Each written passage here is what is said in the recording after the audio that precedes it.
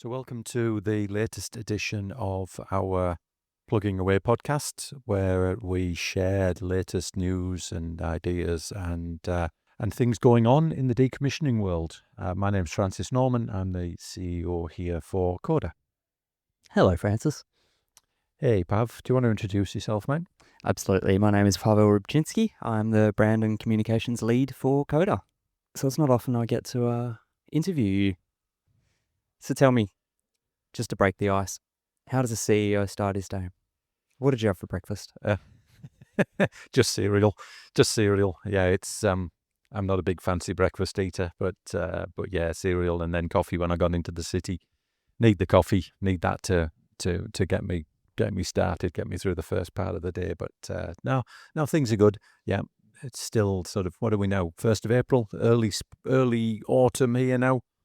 Weather's starting to change a little bit, starting to cool down a bit in sunny Perth, but still a beautiful day. You recently went to Europe. I did. Yes, I had the opportunity to have a couple of weeks in Europe. Got to go to Aberdeen for a week, and then followed that with visit to Bergen and Stavanger, and then finally Copenhagen before I came back home. Aberdeen, looking at these, I mean, the places I've just listed there, Aberdeen, Bergen, Stavanger, and to a maybe slightly smaller extent Copenhagen, probably 4 of the most significant locations in Europe for us, for our relationships in the decommissioning space. Aberdeen, the decom industry in Aberdeen and the decom workforce there and the experience that they've got. There's companies there that have been working in this space for 3 or 4 decades. There's companies there that have developed amazing technologies and solutions. There's a lot of experience in doing the work, and they've been invaluable for us here in Australia in establishing the industry, growing from where we were start of this decade, so 4.5 years ago now, where we knew we had a lot of work ahead of us. We knew we needed all these solutions. We knew we needed access to the expertise and experience. And the UK and Norway were absolutely pivotal in helping us to access that. So Aberdeen, end of January, beginning of February, they have an event there which the West Australian government supports. It's the Aberdeen Perth Gateway, or the Perth-Aberdeen Gateway, whichever way around you want to do it. It's an annual event that brings together the two industry energy representatives, if you like, from those 2 jurisdictions to talk about different themes. This year was themed around subsea, but still had quite a lot of decommissioning content in it. Last year was decom. This year they asked me to MC the event, which was great fun. It's a lot easier to MC an event than it is sometimes to speak at them. But we had about 100 people there from across the industry, a lot of local folks, a lot of friends, a lot of contacts, a lot of colleagues from the decom industry out of Scotland. And then alongside of that, once you're in town, it's the chance to get out and meet with some of the companies. This time around, I was given a bit of homework by one of the operators here to try and find some technology solutions for couple of interesting challenges here, and had some really super meetings with Aberdeen-based businesses on those solutions as well. Be interesting to see what comes of that over the next few years as that project starts to spin out. But yeah, it's so important to get in market and see and meet with these people. Get the chance to build relationships, reinforce relationships that maybe you didn't have. So yeah, that was Aberdeen. Yeah, so you covered obviously a lot there that I want to unpack a little bit later. But I guess starting off with the Perth-Aberdeen Gateway. Yep. It's not the first time that CODA has taken part in that one. Were there any standout conversations, moments this time around? I think this time there wasn't specific, that one conversation. What it is for me, I've had the opportunity now since I took this role, so for the last 4 years, I've had the opportunity to regularly attend events like this. And it's the being there, it's the meeting with people more than once, it's the re-establishing relationships, continuing conversations, where the first time around it's the introductory piece. It's you don't know who I am, I don't know who they are. They're going through that. After a couple of visits, after a couple of meetings, you start to get to the point where you're just continuing a conversation from the last time. And that really is what I see now, that there is a very high degree of trust and understanding between the decommissioning industry players in Scotland and what we have now in Australia. There's a great degree of enthusiasm and interest in the work that's going on down here. And that's, we're all for that. It's superb that we're able to attract these companies with their amazing technologies and insights to come down here and help us with the volume of decom work that we've got.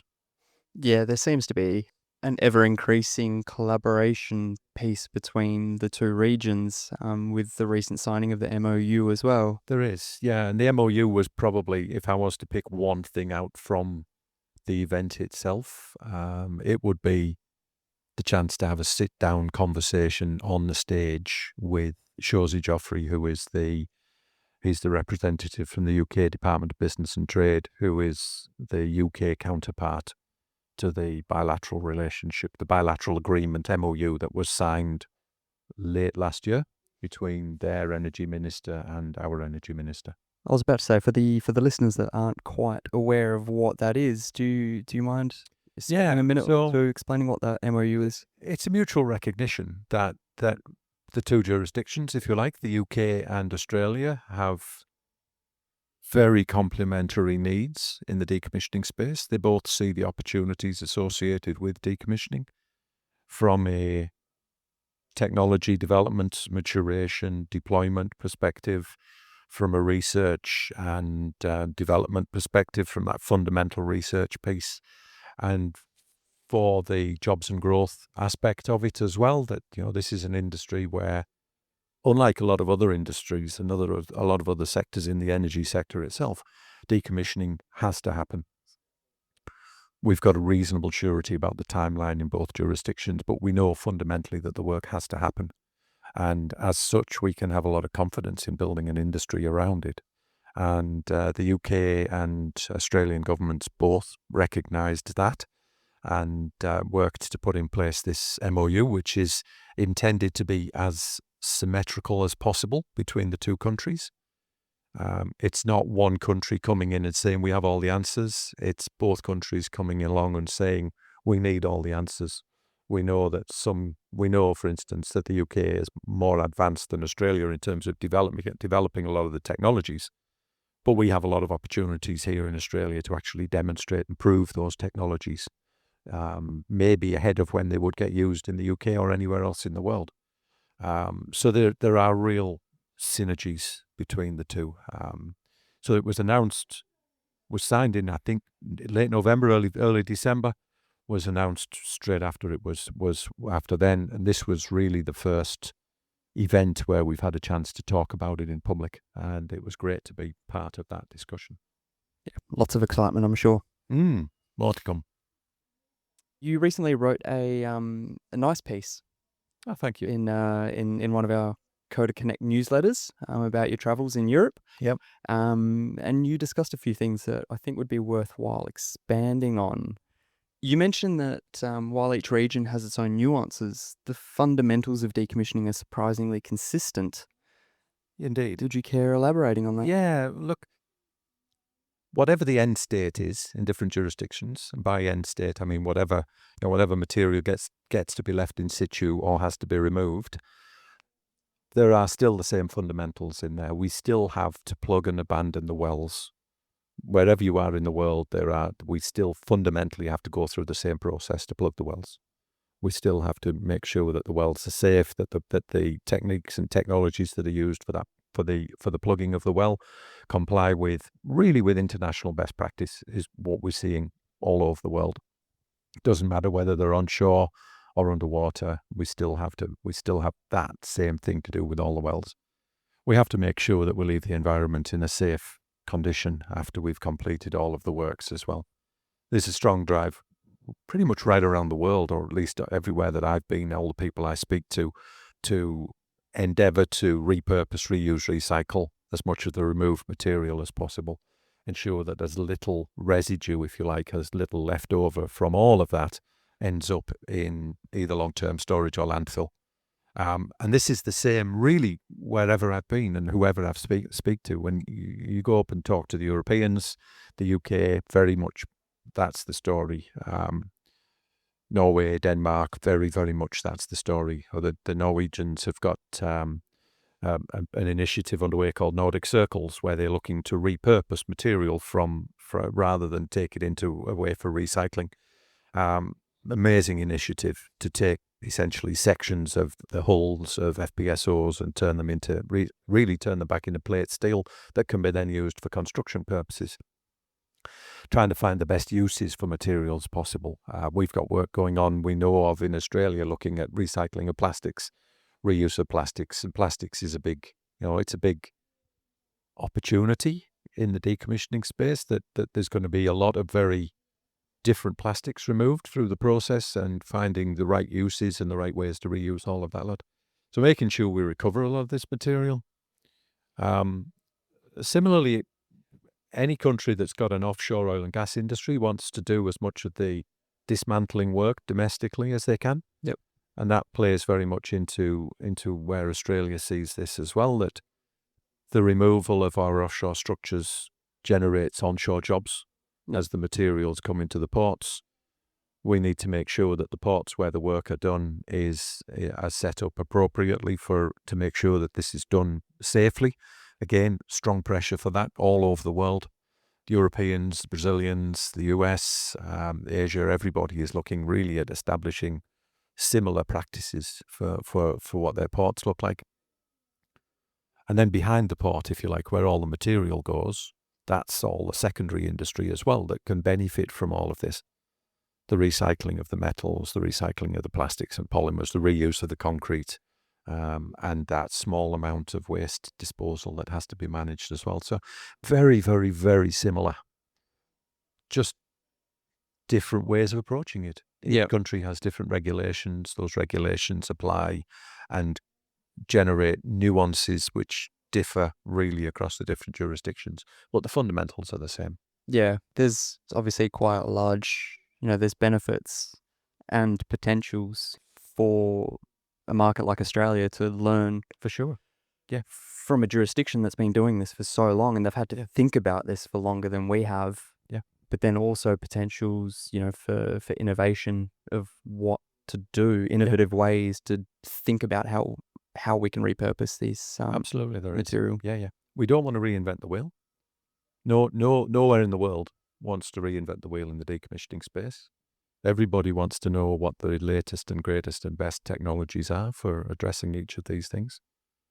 But like a lot of these industries, the more you get into them, the more you realize that what looks like a small gap from a distance, when you get close to it, is actually quite a big gap. So what we're seeing, what I've observed over the years with the industry, is there are existing solutions for almost everything that we need to do through the decommissioning chain. But there are gaps, and there are also opportunities for alternate solutions for this. Yep. Examples you would look at, for instance, cutting of pipelines and such like. We've got shears, we've got diamond wire cutters, we've got chop saws, we've got all sorts of different things. Each of them has its own application and its own use. Each of them suit a different purpose. They generate, they will offer a financial benefit at one phase of the decommissioning industry. Yep. But maybe the result of using that will then cause challenge elsewhere in the value chain. So, we just don't know where we're going to be in 3 or 4 or 5 years' time as these technologies mature and come through.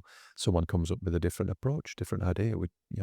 We've got to keep looking. Well, exactly. It's I've heard lasers are also being used to cut. Lasers is a really interesting one. Yes, having grown up with where space lasers was a big thing in a lot of the TV shows as kids, you see lasers that have the capability of cutting decent sized sections of metal. The potential for those is significant. There are a couple of companies out there developing laser technology for things like wellhead severance. Again, it will have its purpose. There'll be a place where it works and it works really well. There'll be other places where it doesn't. So we've just got to keep looking at these things, keep exploring, keep seeing, who's got what ideas. Another one that I refer to reasonably often is going to be around recycling of glass reinforced plastic. The big challenge opportunity for this is going to be when wind turbines start to reach the end of their blade life and the blades are removed. We need to find a solution to recycle the blades that were made before we realised we needed to recycle the blades. Yep. The new blades, as I understand, are made using materials which are easier to recycle. The old blades weren't. So we need to find ways to recycle those old blades. We can't just find a landfill for the thousands of old blades that were made before this lot came through. That is a complementary opportunity for the oil and gas industry, because there are a number of installations. There's a few in Australia. There's a number of others around the world as well, where they have a lot of glass reinforced plastic pipelines. Smaller volume than wind turbine blades, but still fundamentally the same chemistry and the same opportunities. But we need to just keep looking for these solutions and finding the best ways to do them. And one of the best ways to do that is to get out into the big wide world, see what others are doing, talk to them about where your opportunities and challenges are, understand what companies and what new ideas are starting to flow through, and seeing how they can be brought to bear for other opportunities elsewhere. Yeah, exactly. Which, as always, is the focus of your travels. Absolutely, yeah. You don't just do it for fun. Oh heavens, no. There's a lot more fun I could be doing than going through 8 different hotels in 3 weeks, which was the last trip. But then to go and visit with the sweeper guys in Bergen. So this is a research centre that we've been involved with for the last 18 months. They're one of the few places in the world doing fundamental research on technologies and techniques and materials for well plug and abandonment. You can only get so far with a video call when you're dealing with amazing smart people that do that kind of work. You've got to get out and actually spend some time with them. Similarly, Stavanger attending the NPF Decommissioning Conference, which has been running now for 24 years, hearing where the developments are, hearing what the trends are in Europe, a lot of more in the recycling, repurposing space, hearing some of the case studies from projects that have been completed and sharing with them what's happening here in Australia is, it's what we have to do.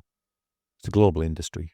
You cannot be part of a global industry if you just sit behind your desk and don't get out at all. So in the note, you noted that technology is highly transferable, but qualifications remains a hurdle. It does. And this is not unique to decommissioning. And industries like the oil and gas industry are, for completely justifiable and understandable reasons, very cautious about deploying new technologies. You can try out a new technology if it's a new coffee grinder to sit on your bench at home. If it doesn't quite work, then what have you lost? It's no big deal. If you're deploying technology that's going to be used for the plugging abandonment of wells, if it's going to be used in a subsea environment, if it's going to be used in mission critical production of hydrocarbons, you have to know that technology is robust, reliable, consistent, and that you know exactly how to use it. And that takes time, and it takes money. The challenge that we've had as an industry, the challenge that still exists as an industry, is consistency of demonstration of that capability. Each jurisdiction around the world, for again completely sane and understandable reasons, wants to know that if some new technology gets deployed in their jurisdiction, that it's safe and not going to pose a future problem. The challenge we've got is that each jurisdiction has a slightly different way of wanting to demonstrate that, which adds an enormous burden on the technology developers to prove this. It adds a big burden on the operators to prove this as well. If we could get to the point where we had transferability of proof of concept, that one jurisdiction would have absolute faith that something that was used somewhere else would work in their jurisdiction as well, then that would be the place that we would aspire to get to. Yep. So the first challenge is to find out who's got what new technology. And part of that we try and address through the work that we do as CODA, through our capability index, through the webinars that we do, through engagement with industry as they come through sharing these novel ideas. More broadly, you get to do that through conferences. You go and see who's doing what. You hear the speakers talk about some new idea that they've got.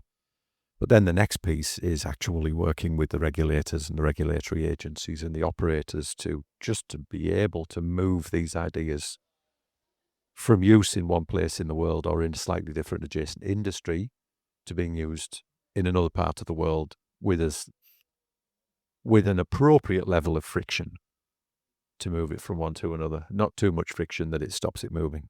Yeah. And that's the qualification piece, and that's where we are. There are things happening. It'd be too early to talk about them yet. Maybe for later in the year we'll see where we are with that one. But it's one of the big challenges, and it's, as I say, it's not unique to decom. It's not unique to the oil and gas industry. There's many other industries that have the same. Yeah.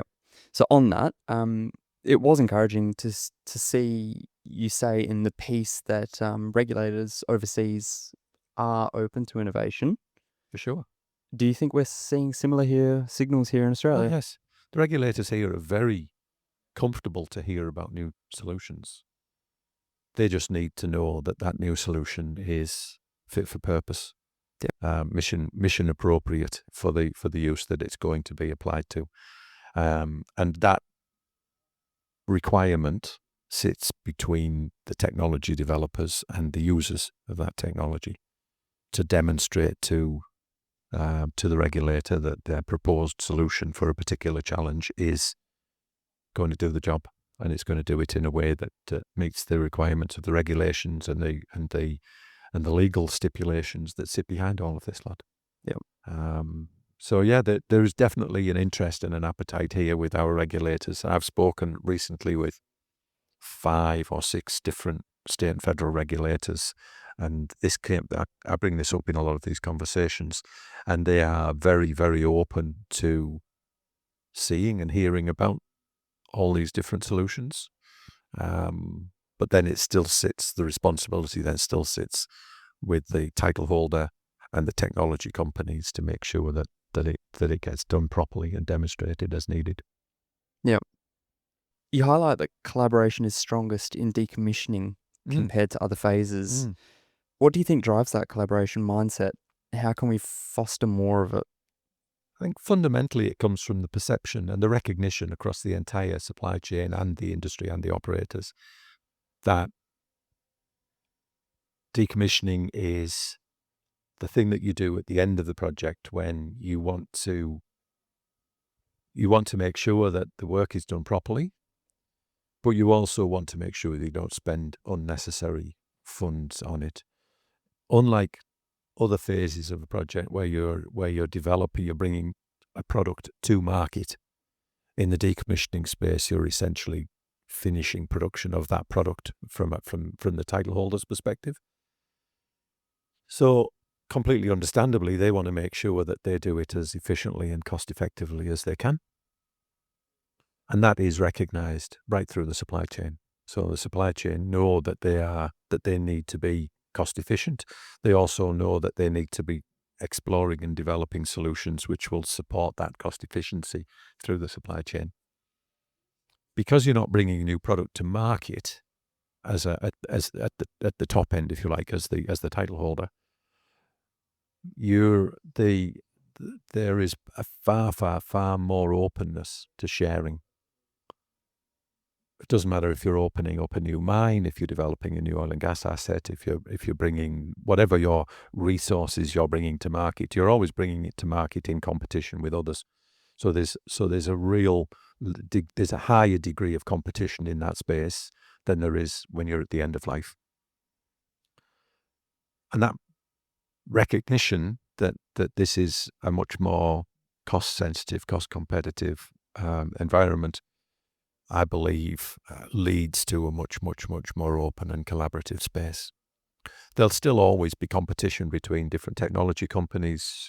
Brand X versus brand Y will argue that their solution will be more suitable for a particular thing. And that will always be the case, that there will be one solution which works better than another, or the two are very highly comparable. But fundamentally, everybody is in this to get the best outcomes that they can. And one thing I have observed another thing rather I've observed in this space is many people work in the decommissioning industry because they choose to. They work in the decommissioning phase because they choose to as well. And often they choose to because they're attracted by the social value of the work that they do. That this is restoration, this is reparation, if you like, this is recycling, it's recovery of materials, it's making sure that the right things are done right the way through the closure on this. And this is a global mindset. And that is a global mindset. It is absolutely a global mindset. I've had these conversations with people from up through Asia Pacific, through Malaysia, Thailand, Indonesia. I've had these conversations all the way through Europe, UK, Norway, Denmark, the Netherlands, as the prime examples there, with the Canadians, with the Brazilians, with people from the US. Fundamentally, everybody comes at it with a similar view. They do this because they really believe in the mission. They really want to be part of this end phase, if you like, for the industry. And for me personally, that's a big attraction for me as well. That this is something that at this phase of my career is, it feels like it's the right time to be doing my little bit to help with all of this work. You talked about cost efficiency there, which leads me to one point that stood out in your piece around the sunk cost mindset. Do you think that exists more in Europe, less than Europe? Oh, I think it's everywhere. I think it's. I can say this because I used, for the first 30 years of my career, I was a practicing engineer. It's very much it's bred into the engineering and science folks that work in these industries to look at projects a particular way, to look at the way that the projects get executed in a particular way. And breaking that perspective when you get into a new phase of an industry can be really challenging. Here in Australia, here in Perth in particular, most of the resources sector has been around development of new assets, whether that's mines, whether that's oil and gas, but it's the development of the new assets, and then it's the maintenance and operations of those assets. And there you're always looking to execute work quickly, and you have a very high degree of predictability about it because you're generally dealing with either new assets or assets which are fully operational, and you're keeping them operating. Decommissioning isn't like that. When I first came into this industry 5 years ago, I heard a lot of people saying, "Oh, it's easy, it's just reverse engineering and so forth." It's not. It's anything but. I would argue decommissioning is probably the most complex project execution you will encounter in a resources space. Everything you come up against is new and novel. Everything has got some bit rusted on or broken off, or it's changed, or it's not what the drawings say or whatever. If there are drawings at all. There are drawings, yeah. And if there are, if you can read them, and then you can't even trust that they're still current. And that brings an enormous amount of challenges to the way that the work gets conceived. People look at them and they have a very strong optimism bias. There's a strong inherent optimism within engineers that we believe that we can solve things very quickly and efficiently, and that we are, in many cases, often we think of ourselves as some of the smartest people in the room. That optimism bias, when it suddenly hits reality, can be quite a shock. And dealing with those uncertainties, enormous levels of uncertainties, time, schedule, budget, regulatory challenges, everything like that is really confronting. So yeah, the mindset around that, I think, is shifting. It's taking a while to shift here in Australia. Most people that are involved in decommissioning in Australia, for most of them, the project they're on now is the first project they'll have ever done in decom. That's a steep learning curve for a lot of people all at once. Yeah.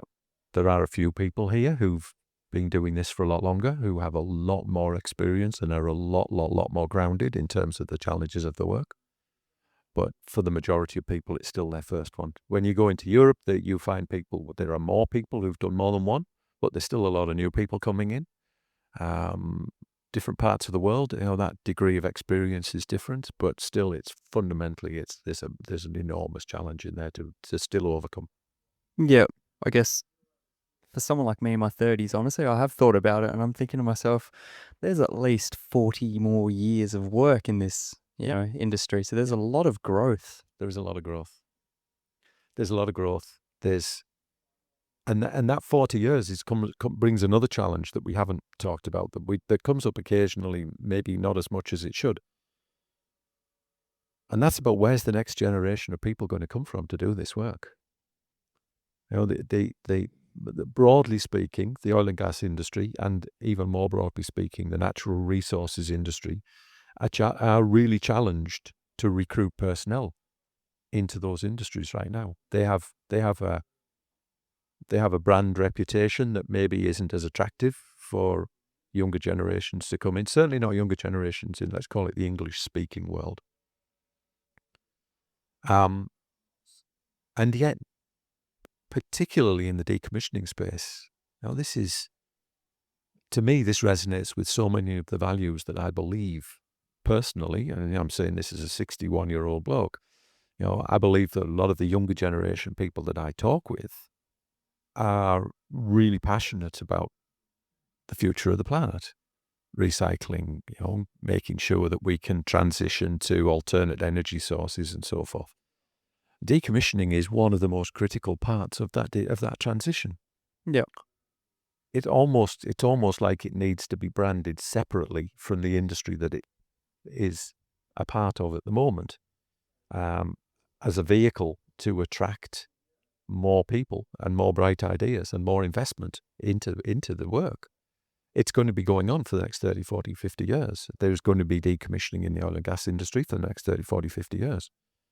10 or 15 years from now, we're going to be decommissioning on a larger scale than is already happening, wind facilities. Yeah, exactly. It's not just going to be oil and gas. Yeah. It's going to be a continuous, ongoing exercise where we will be going through and decommissioning, removing or remodeling or repurposing our energy infrastructure and our natural resources infrastructure.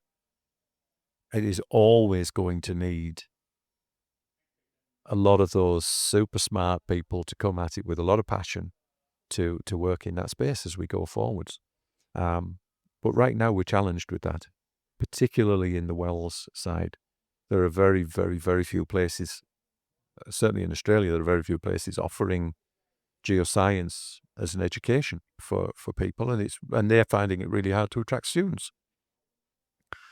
And yet those are the skill sets that we're going to need to understand the environment that we're going to be doing our plug and abandonment work in, and to understand the environment that we're going to do our carbon injection for sequestration in the future as well. We need to do a better job of encouraging people to recognize that this is part of the energy transition. It's a valuable and an exciting and an interesting place to work.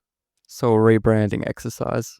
Yeah, maybe rebranding or just branding. I think it's a section of the industry that doesn't get talked about a lot in public.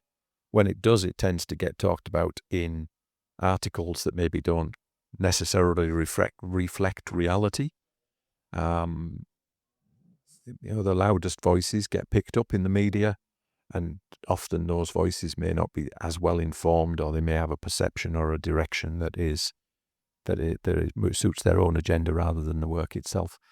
I think generally decommissioning needs to do a better job of just talking about what it is. Yeah, and that is something that I know we're going maybe slightly off topic, but that's something that you've written about in Yeah. Articles recently. And It's it's something why that you talk about quite a lot at conferences and whatnot. And it's why we do things like these podcasts and the webinars and so much of the public facing work that we do, and that our peer organisations around the world do as well, is to spread the word, tell people about this very interesting industry that maybe they weren't even aware of. Yep. To attract people who want to work desperately in that new energy space or in the energy transition space, but maybe can't find just the right niche for them, to give them the opportunity to consider working in the decommissioning industry as a place to be. Because it's going to be going on way after I retire. You know, if you stick with it, it'll be here at least until you retire.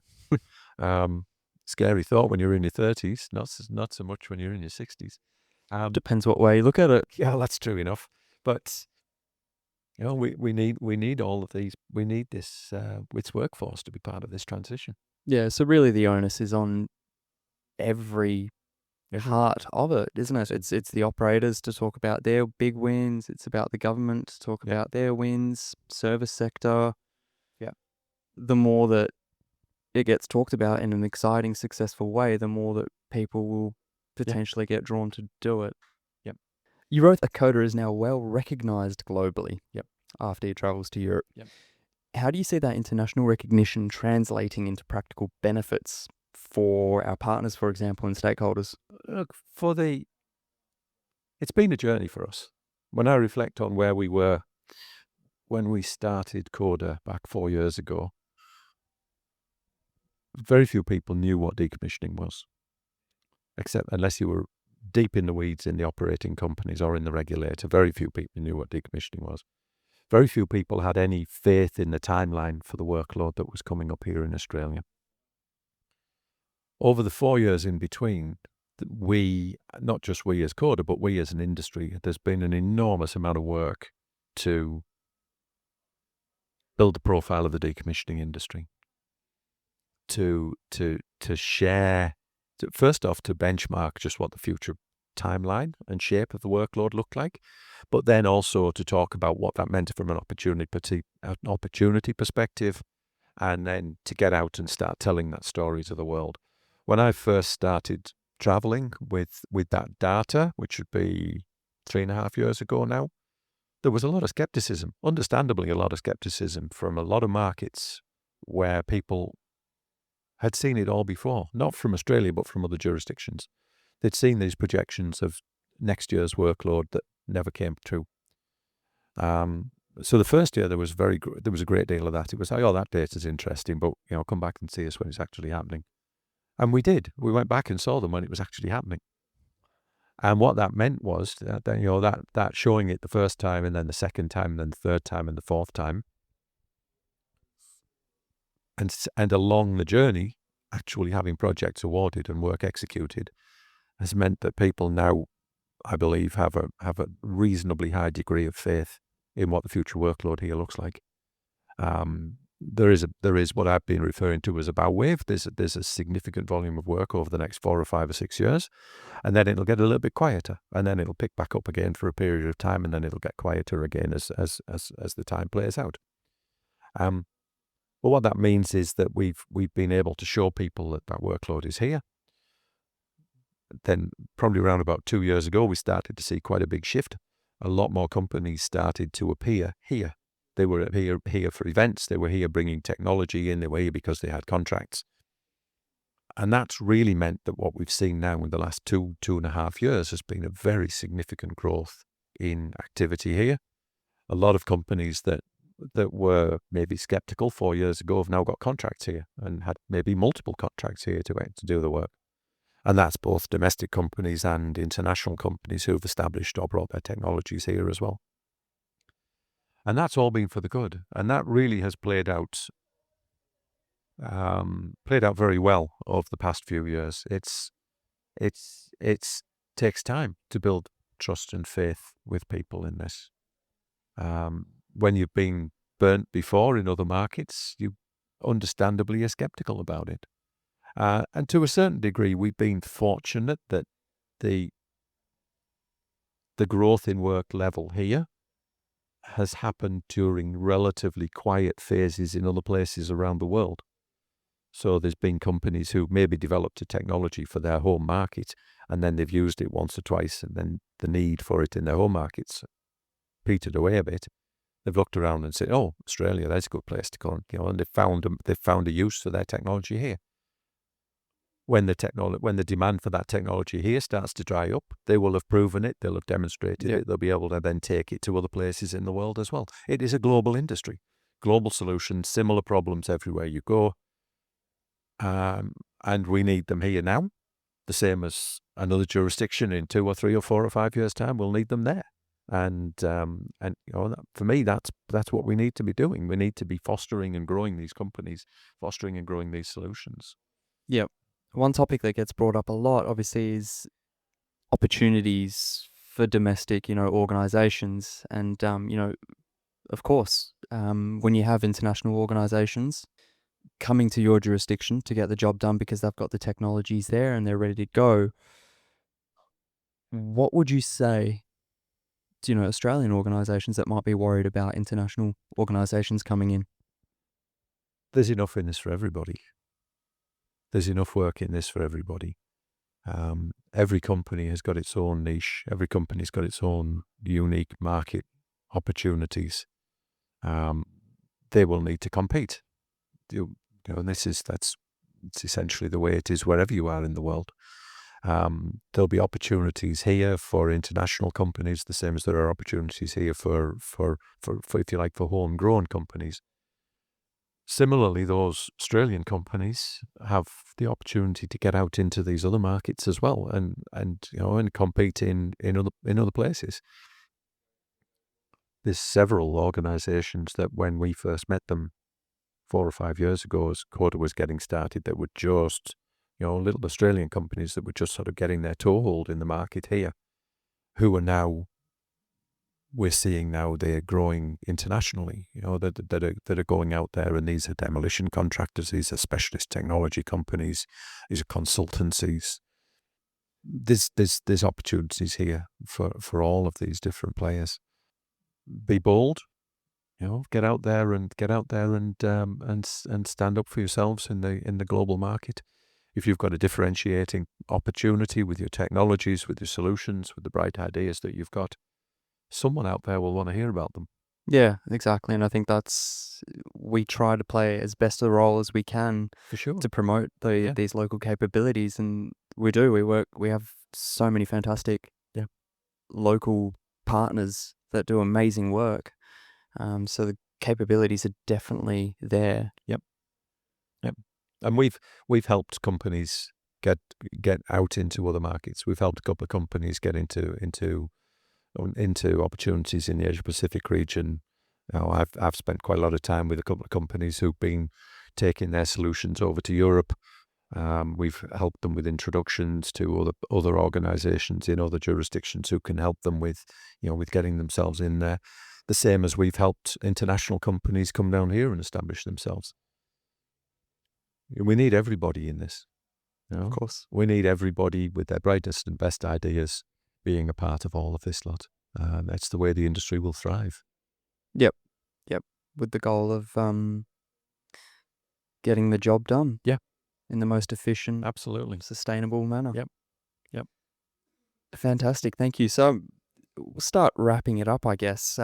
Looking ahead, you're about to jet set again, and potentially you might be in the plane while this. I might be. Yeah. comes out. So I'm heading to the Decommissioning Abandonment Conference in Houston, which is on the 9th and 10th of April. So as we sit here now, it's Tuesday, Wednesday next week. It's Tuesday here today.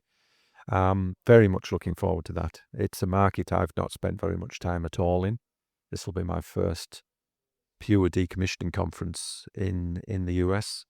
Very, very much looking forward to going there and hearing a different perspective. They do some things a bit different there. They've got some great technology, some great companies, some amazing solutions there. To understand how their market operates, to see the opportunities there possibly for Australian businesses or CODA partner organisations to to play a bigger part in that. The same as to meet with and catch up with some of our partners from around the world who are going to be there. There are several of our partners presenting. I've seen there's one of our operators from here who's presenting. There's a couple of technology partners presenting. Interestingly enough, there's a guy from one of our operator partners here who now works out of the US who's also presenting as well. So it'll be a really interesting opportunity just to compare notes to what is going on. It's a big market over there. They do things very, very differently in the Gulf. They also have an enormous ongoing onshore wells P&A campaign as well. We work probably more closely with the Canadians in terms of understanding the size and shape of their market. They've got in excess of 500,000 wells in Canada to plug and abandon. I've heard stories that the US is twice that number. The numbers are just mind-bending, and the work that's got to be done to deal with all of these wells is not insignificant.